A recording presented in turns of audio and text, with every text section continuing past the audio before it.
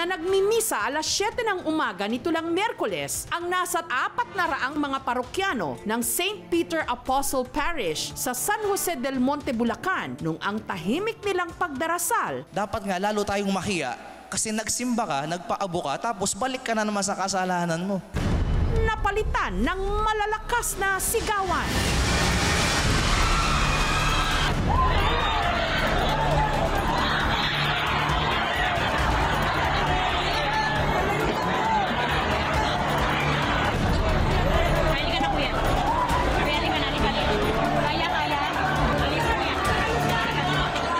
Sa mismong Ash Wednesday, ang bahagi ng ikalawang palapag ng simbahan, bumagsak!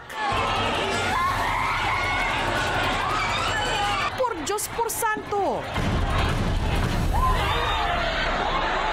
Sa kasagsagan pa man din ng misa nitong Ash Wednesday, ang second floor ng St. Peter Apostle Parish Church sa San Jose del Monte sa Bulacan, gumuho!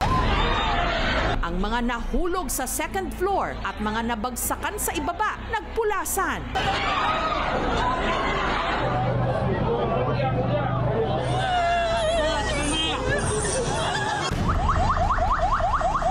Agad namang rumesponde ang rescue team. 3 ambulance po, antimano ang pinadala natin, plus isang rescue truck. Ang mga biktima dinala sa ospital. Isa sa kanila ang 44 anyos na si Liza, ina ng sakristan sa simbahan na si Charles. Parang namamaga yung sugat, yung mga pasa ko po dito. Dito sa may likod, mayroon din pong malaking pasa po dito. Saka dito po sa may tuhod, mga sugat ko po na natamo ko po kahapon. Yung tagiliran ko po, yun yung una kong sobrang sakit talaga naramdaman ko dito sa may waistline ko po. Pag-akyat namin sa taas, nung hindi pa po nag-start yung misa, pag-apak namin parang may nag-git-git po na naririnig. Pagkatapos nung pagpumili na po, nagtayuan na po kami dahil pupunta na po kami sa lay minister dahil magpa-cross kami ng abo. Nung nakabalik na po ako sa upuan, parang seconds lang po, biglang nag-crack tapos nahulog na po kami doon sa baba.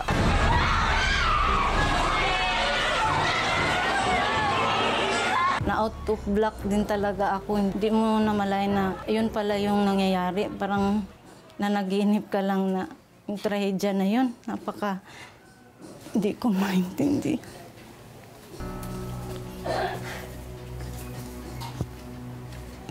Parang napubiya na po ako.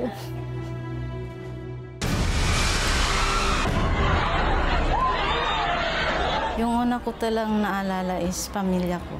Yung iniisip ko na, wag naman sana akong anong mangyayari ko dahil may maliit pa po ako. Gusto pa po akong magpakabuhay. Kaya lagi akong sumisigaw talaga na, Lord, tulungan mo po kami, wag mo po kami pababayaan. Nung nakadilat na po yung mata ko, ang una ko talagang sinabi, thank you, Lord. Ang sabi po ng doktor is no fracture naman. Nalamog lang daw yung part ng katawan ni Mama and suggested na mag-cold compress na lang daw po kami. Tinuring ko po yun na second family po yung community na yun. Nadidismaya rin po ako sa sarili ko since lately po hindi po ako masyado nagsiserve. Sinisisi ko po yung sarili ko na baka sanction ko to. Sa ngayon, di pa po ako makagawa ng mga household. Wala akong masyadong tulog po kasi yung phobia na parang laging nagbalik-balik sa isip ko.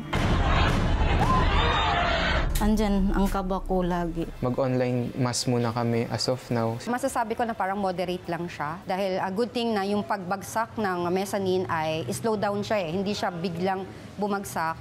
Pero sa mahigit 50 sugatan, isa ang sinawing palad. Ang ina ni Lourdes na dating choir member ng simbahan, ang 80 anyos na si Nanay Luneta. Tumawag yung anak ko na nasa Makati. Nakita niya sa Facebook na bumaksak yung parokya namin. Inaalam niya kung ako'y kasama o nagsimba ako. Nabunutan siya ng tinik na hindi ako kasama. Sabi niya sa akin, pakitingnan mo si Lola, baka si Lola ay nagsimba. Agad daw umuwi si Lourdes ng kanilang bahay. Nung hindi niya nadatna ng kanyang ina, doon na siya kinabahan. Kaya dumiretso siya sa simbahan. Meron daw dinala sa Tala, may dinala daw sa Brihino, may dinala daw sa Skyline, sa Grace, sa emergency. Hinanap namin. At dito na nga nakumpirma na kasama sa mga naaksidente ang kanilang ina. Sa ospital na naabutan ni Lourdes ang kanyang nanay Luneta. Nakakapagsalita, pas ang daing niya kaagad. Masakit ang tiyan niya, masakit ang ulo niya, masakit ang dibdib niya, at di siya makahinga. May pasa siya dito sa ulo. Meron siyang sugat dito sa paa. Nung tumagal na, wala, unti-unti na talagang hindi siya makahinga na. Nirevive na siya. Nakailang gamot hanggang sa bumigay na talaga. Nung ino-auscultate ko, actually, ang ganda naman nung air exchange niya. So, wala na ako maisip except talaga baka may cardiac problems. Pwede may nangyari sa loob because of the blunt trauma. Mukhang siya talaga yung nadagana na matindi. May plan ang Diyos na kaya nangyari yan. Hindi na niya siguro gustong mahirapan pa si mother.